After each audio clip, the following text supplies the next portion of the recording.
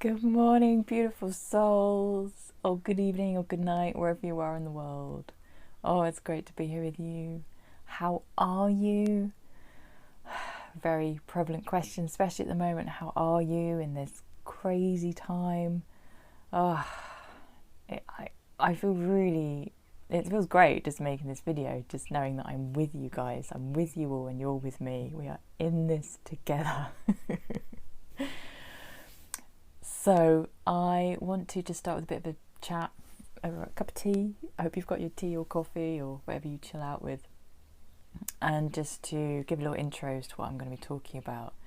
Actually, I didn't realise I picked up this mug and it'll probably be backwards on the video, but keep calm and do yoga. I think that's, very prevalent today. Keep calm, do yoga. And drink tea. I think tea is actually my religion. I was thinking about this the other day because I'm writing a book about my experiences, and it's very cathartic, very, very cathartic. And so all about, for me, learning what evil was, getting free around all that stuff, getting free of trauma when I've come across dark information, my whole journey with it. And all the magic involved and the synchronicities and incredible help from spirit, and I love writing it. But I did realise there's a lot of passages about tea, drinking tea. I think maybe I should just call the book Tea, forget the other stuff, just write about tea. And then a few weeks ago, I was staying in an Airbnb. It was beautiful. It was this beautiful old farmhouse. And it had been done up in such a beautiful way. It must have been a designer, the lady who owned it, and she was very sweet. And the gardens were immaculate. She was definitely a gardener professionally as well. It was kind of like a mini stately home, really, the way she'd done it. Anyway, in my gorgeous room, on the side table, there was a book, and it was a whole book of poems about tea. About tea. I was so happy. There are other crazy nut jobs who write poems about tea. Brilliant. So maybe I can write a book about tea. Tea and spirit, spirit and tea. Journeys with spirit and spirit with tea. Anyway, I'm going off track. I wrote some notes. I've got notes up here, so I didn't go off track too much. Yes, introduction. Right. What on earth is this video about? You probably get, you know from the title, but okay. So, if you're watching this, you will know that all the darkness on this planet, on planet Earth, is coming up into the light. Or more appropriately, it's being pushed up and out by the light, and it's being pierced by the light at the same time, so it's all being exposed. All of it. Now again, if you're watching this, you're going to know it's incredibly dark stuff and there are layers to it. I'm talking about the swamp, if you want to call it that. I want to talk about dark beings who do unspeakable things, absolutely unspeakable things. And I'm talking about these same sort of dark beings who also have very dark agendas for humanity. So all of that is coming into the light at this time. It is the most extraordinary time in humanity's existence. I mean, it's incredibly difficult, that coming into awareness, the darkness coming into the light. However, and I really want to start with this in the introduction, oh man, we have been waiting for this for lifetime after lifetime after lifetime. We've all been on missions with these beautiful human bodies and human psyches of transmuting this darkness. And Earth is actually the last, I want to say standhold. That's not it. What's the phrase? Stand fast. Well, we need to do that as well. Stronghold. Earth is the last stronghold of this darkness, of these dark beings. So the history of it is they've been rampaging through the universe. They've been, occupying different planets, invading planets. All of that has been cleared. So many other planets have already been liberated, and Earth is the last stronghold of darkness. So I know this is really difficult on a human level right now, being in it, but just take your awareness to this bigger place of, oh my goodness, this is it, guys. Like the end of suffering, the end of any darkness at all, which was never supposed to be part of our experience. At last, it's all being dismantled.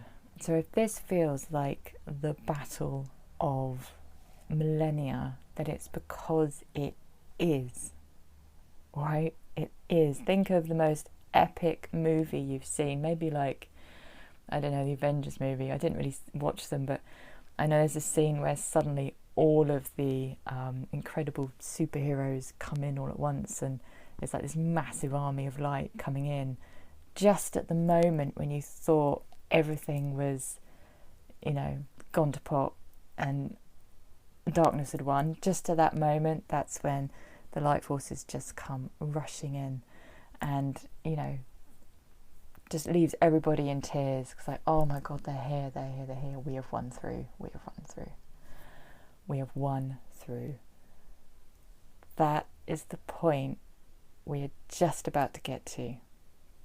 We are just about to get to where it's going to feel like, oh God, the dark has won. Oh God. But they haven't. And that's when literally the heavens are going to open, and all of the light forces, as in beings of light, ascending masters, your own personal spiritual team, all of the light within humanity is going to really come up. It's already coming up. It's going to come into like fruition. It's going to come into maturity. And that's the moment. And we know, oh God, the darkness is all over. This is all over. All those souls that, you and I have read about who are in dire suffering, they are all brought home. They are all brought home. This is the point we are so close to. So when it feels like the darkness is kicking back massively, desperate to clamp us down, it's a bit like, alright, imagine a massive pot is about to boil over, and that's the light. The light's literally about to explode into Earth, through us and from our spiritual team from above. It's going to explode out into Earth. And the dark are like sitting on the lid of the pot going, no, don't blow, don't blow, don't blow. And they're like scrabbling around. And they're also terrified, I have to say. I mean, they're made of fear anyway. But they are terrified because they know if they let any little bit, get too much power, the whole thing is just going to blow instantly. And they are absolutely done for. So at this point on the planet, if you can see it from that perspective, they're desperate to bring in all of their controls. I'm going to try and not say any trigger words so this video stays up. They are absolutely desperate to clamp everyone down, and they're losing it. You see that with some of the violence from these dark quarters. Like, they're losing it. They don't know how to keep control. And that pot on the lid of, incredible light is just about to blow, and they know it. They know it. So no matter how scary it seems on the human level at times, oh man, like if you could see, for example, what the positive military have been up to, what the light forces, the resistance movement, our off-world teams of spiritual family who are right here with us, battling with this, with us, all, oh God, tirelessly, all, again, I don't want to say any trigger words, but all the beings of light in key positions, infiltrating all of the governments and the all the control systems, they are all in key positions, the chessboard is set, they are all ready to go. They're ready to go. And they've been working tirelessly to bring about this Liberation Day. And this is the point we're at. So, if ever you feel hopeless, bring yourself to that perspective of, this is it, guys. This is it. And all the beautiful souls, as I mentioned, who are going through unspeakable suffering, they come home, and this never happens again. This never happens again. This is what we came for. We came to hold the light in these beautiful bodies gifted to us by Mother Earth and Spirit together. Gifted these beautiful psyches, gifted, all this love that we are, this light that we are. Through us and through all of our spiritual teams, we win through and we make sure this never happens again. So just take that in for a minute. This is what we came for. Because we love, and because we don't want any more suffering, and we don't want any more suffering for the children. This is our massive no, this is not continuing any more. We've already drawn the line in the sand. Now everything is just playing out. It's just a matter of how smoothly we now get to liberation, but liberation is guaranteed. It is absolutely guaranteed. So that's the wonderful good news. If you're not preparing yourself for Eden right now, then, what are you doing? It's right around the corner.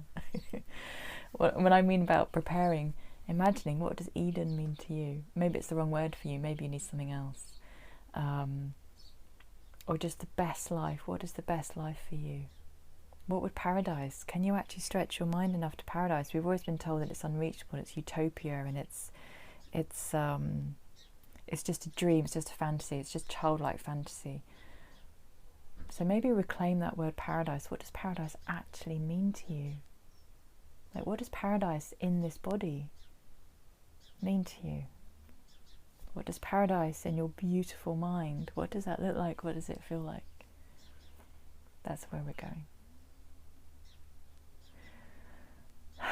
On that note, I'm going to drink some tea.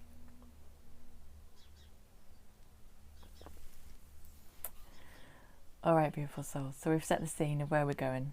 Humanity speeding towards the light.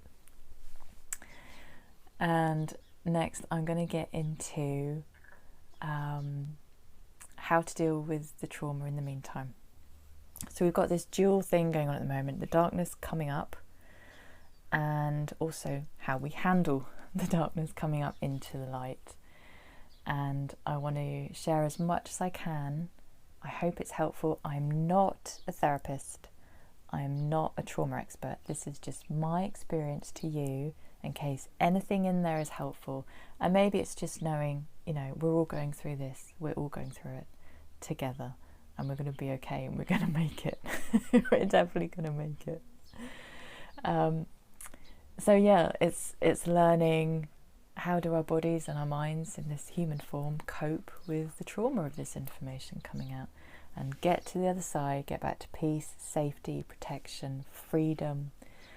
Because as soon as we can see that darkness, don't worry, you don't have to see any more than you've already seen. I just want to make that clear before we go any further. Whatever you have seen, just being aware that it's there, you know what it gets up to, you know enough, we know enough. Because you're now aware of that, even more powerfully, you can then set your intention to where you want to go.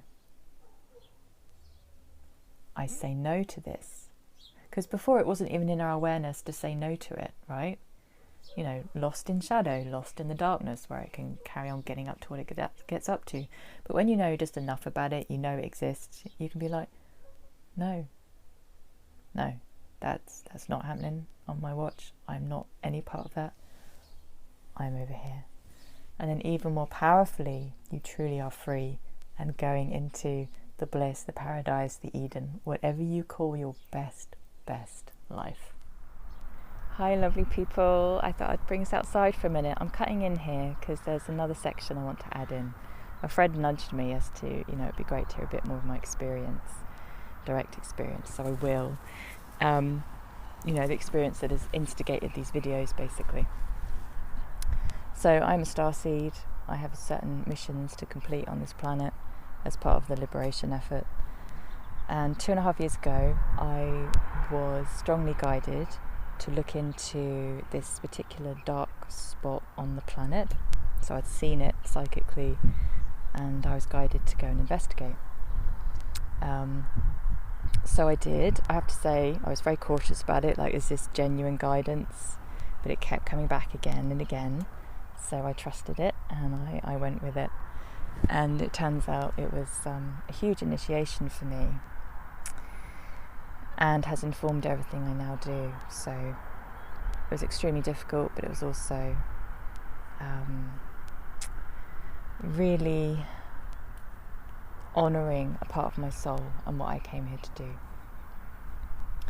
So I used my psychic gifts to go and check out this dark spot on the planet, and it turned out it was one of the kind of headquarters of the underground bases where there are the satanic ritual rooms.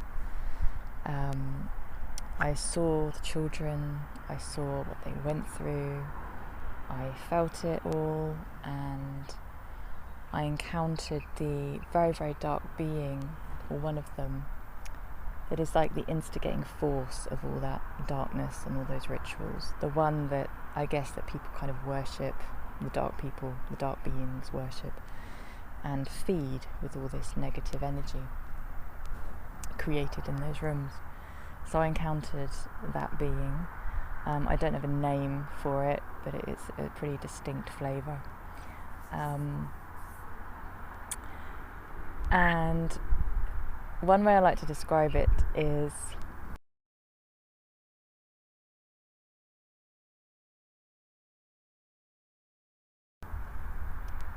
this might sound a bit strange, but Lord of the Rings. Lord of the Rings.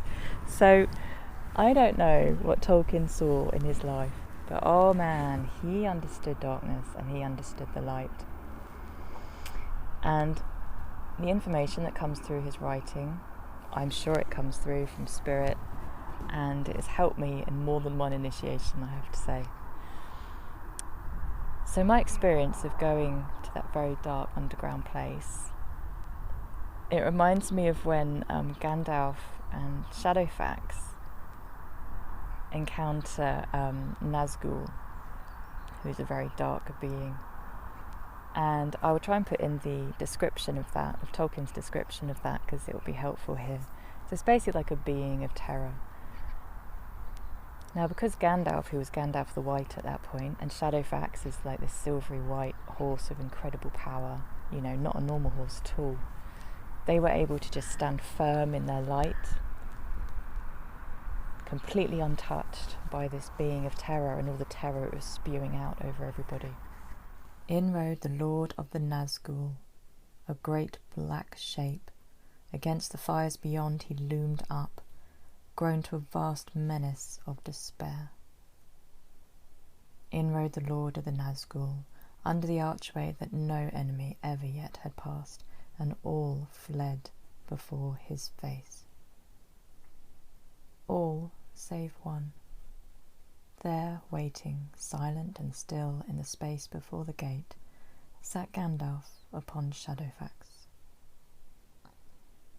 Shadowfax, who alone among the free horses of the earth endured the terror, unmoving, steadfast. So I liken my experience to that, except I was not a Gandalf, and I was not riding a Shadowfax.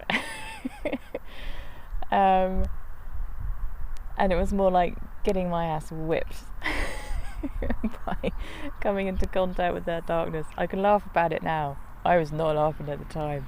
Jesus. Yeah, thank you, Jesus. He helped bring me back. So yeah, I can laugh about it now. Wow. So I came back, but what I learned, so the important things I learned: how to bring the mind back out of those sticky places, how to bring the emotions back, how to feel safe again, how to feel protected again. And it also, because I'd encountered this kind of being of terror, through my healing journey, which involved coming to understand it. I don't mean commiserate with it or have any compassion, because you can't throw compassion at an empty well. There's nothing there to be compassionate about. These beings have made themselves completely dark. There's nothing in them of the light anymore. So compassion is wasted. Most compassionate thing we do is simply, the light forces, beings that are powerful enough, the Gandalf level and above, they simply transmute them, because they've gone so far down that dark belief system, inverting all their own energies. Anyway, I'm not going to say too much about that. I want to make a separate video properly about that. Where was I? Yeah, so part of my healing journey was to understand all of that, which I had no knowledge of before. I had no knowledge that such big dark beings existed on this planet. I thought darkness was just in pockets here and there, and we were going to cruise on through ascension. So to learn of the scale of it, that was huge for me. So I learned what the darkness was, and through learning what it was, I was dismantling it in my own emotions and mind and psyche and soul and spirit. I was dismantling it, and reclaiming my power, So that was my most difficult experience, and my most enlightening experience, I have to say. That's what I've based these videos on.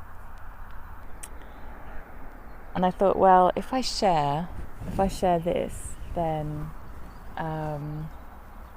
people will be able to calibrate it to whatever they've experienced, whether it's been quite as extreme as my experience, or whether you've simply, feeling a bit stirred up from looking into the information, reading things, seeing things online.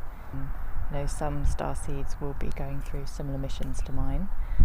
For a lot of people, I think it's more about feeling a bit stuck in the information and just needing some help to just come back to sanity. So, one more quick thought. Get rid of a message.